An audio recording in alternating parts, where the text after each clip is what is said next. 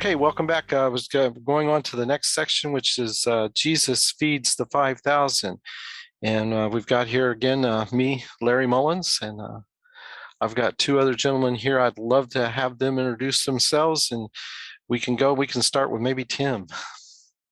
Hey, it's Tim. Good to see you. Great. Glad to have you here. And then the guy that we've come to, I think, appreciate and to want to see more of or hear more of is Micah Van Gorp. Welcome, Micah. Thank you. Yep. And like I said, we're going to be discussing Matthew chapter 14, verses 13 through 21, the section Jesus feeds the 5,000. And we're going over the study guide that Micah Van Gorp has written, and I'm going to hand it over to him. Take it away. Okay. One of the things to note with this story, just right off the bat, is that it's one of the few stories that's found in all four Gospels. If you take out the final week of Jesus from the triumphal entry through his death and resurrection, most of the rest of the Gospels, the stories aren't always in all the books. Matthew, Mark, and Luke share a lot of similarities, but John in particular doesn't always include the same stories that they do. But this is one of the stories that has been found in every gospel, and all the gospel writers felt that it was an important story to include. So it's one of those things that whenever you see that kind of event, you're like, oh, well, maybe we really need to pay attention to this story. There's more to it than just another story, just another event in Jesus's life.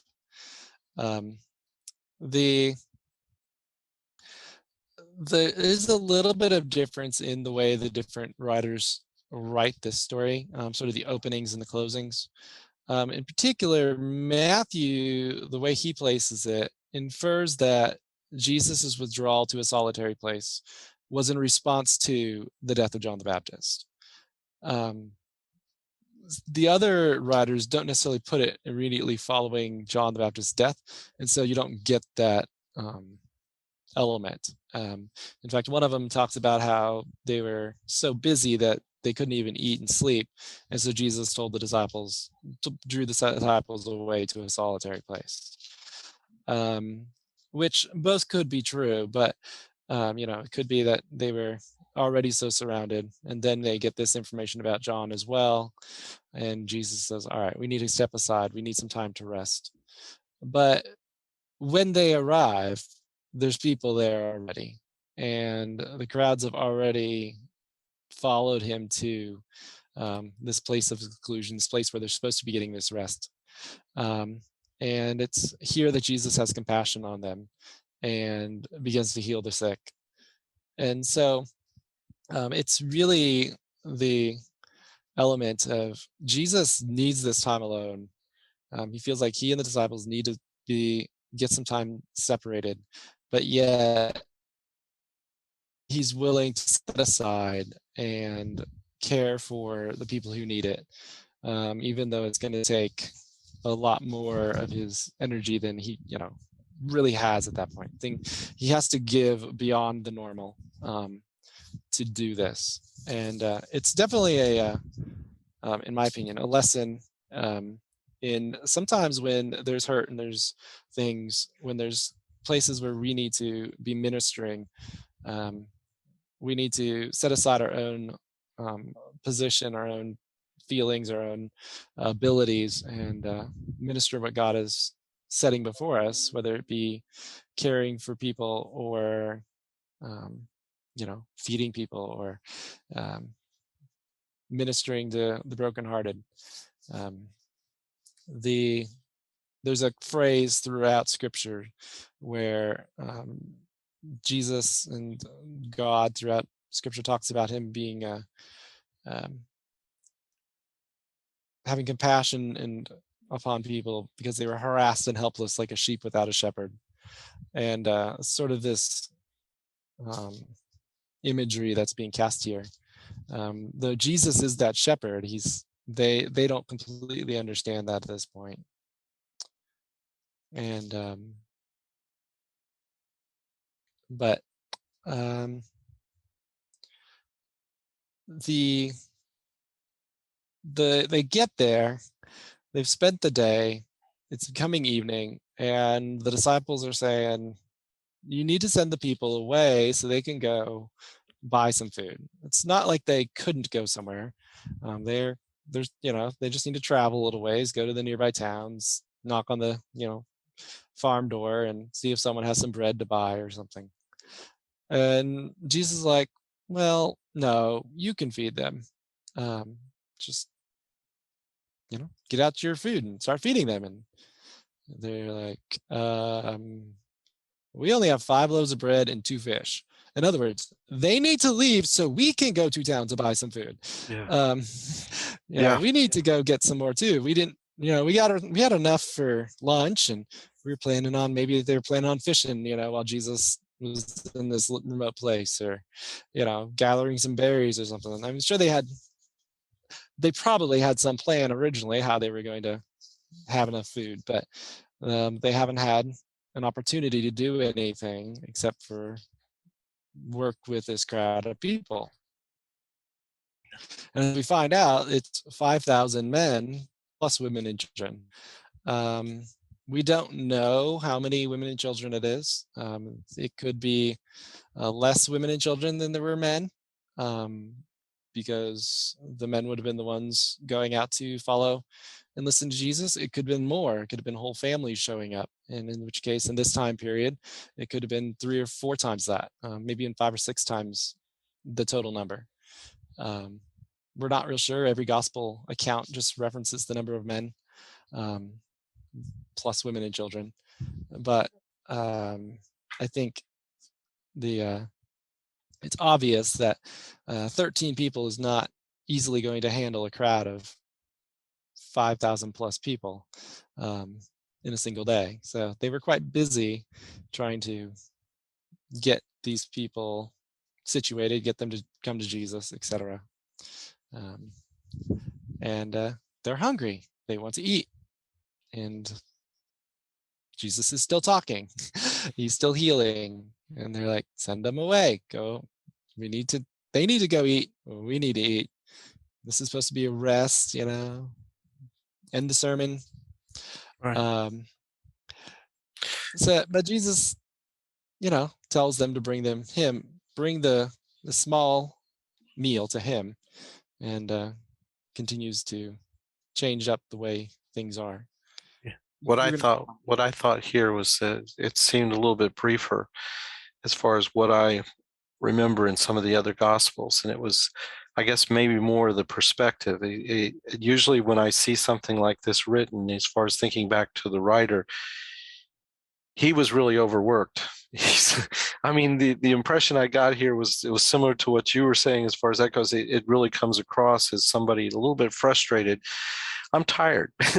let's do, move on as far as that goes. But and like I said, Matthew being there, or this being attributed to Matthew and everything like that, I can see where his attitude, like I said, doesn't seem as miraculous as some of the other gospels, at least as far as the presentation. He states it factly here and does I think a good job of presenting it, but it doesn't strike me as that awe moment that you see, I guess, in some of the other gospels, and maybe the way it's written as far as that goes. Like you said, I think Matthew was one of those workers that was in a hurry to move on. So, but it was still a miracle. So Yeah. And Matthew seems to always kind of go right towards the facts. Here's the facts. Here's what happened. Yes. Definitely. Yeah. But yeah, you definitely get the sense of how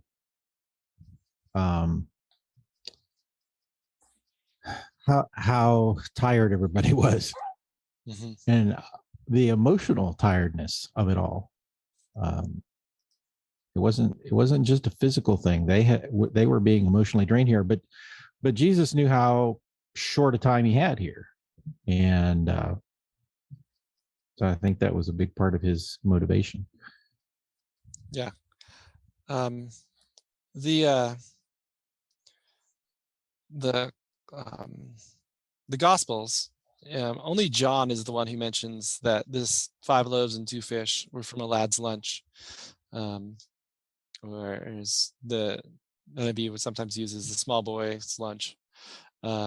So here in Matthew, it's sort of that fact is not included, but it's mentioned in the John's account of it.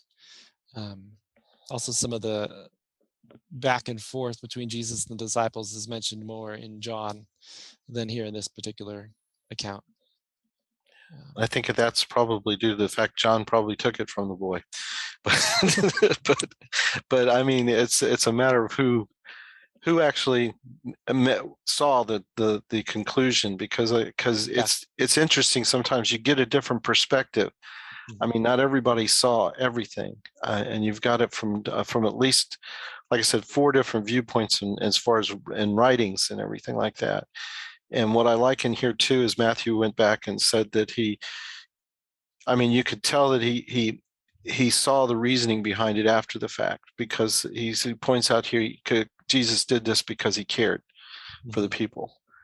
And so it's a matter of the viewpoint, but I think a lot of them see that as far as that goes, because if I remember right, most of the stories point back to the fact that Jesus did it as a challenge to increase the faith of the disciples. And I think at least the 2 disciples that did write about it, they saw that as well after the fact. So, but yeah, I threw you off. Yeah.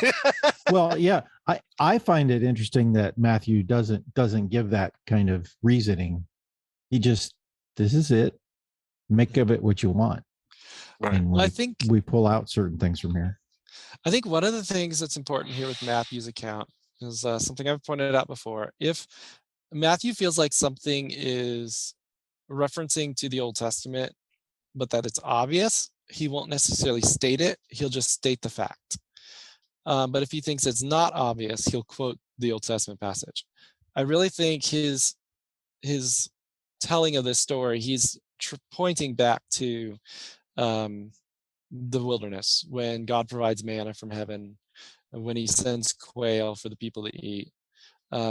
He sees this as an event that harkens back to the time in the desert, when God himself provided food out of nothing, basically. And the other gospels, I believe it's John, they actually deal with this. Jesus has to teach them on this, because the people realize this as well. They immediately saw this as God miraculously providing food, and they're like, great, we don't have to go out to work anymore. We're going to have free food for the rest of our lives. And Jesus is like, no, that wasn't the point of that miracle. You still got to go to work tomorrow and earn your food. But but Matthew's, I think it's a very, to a Jewish person, they would look at that and say, that is the same miracle. That is the same event happening again. Basically, bread being provided for people who are hungry, who don't have any. And even though it's a different method, they would look at that and say, a prophet is among us. That's the conclusion they would come to. But the disciples here are obviously going to start coming to a more complete conclusion that it's God here among us, not just a prophet, not just a teacher.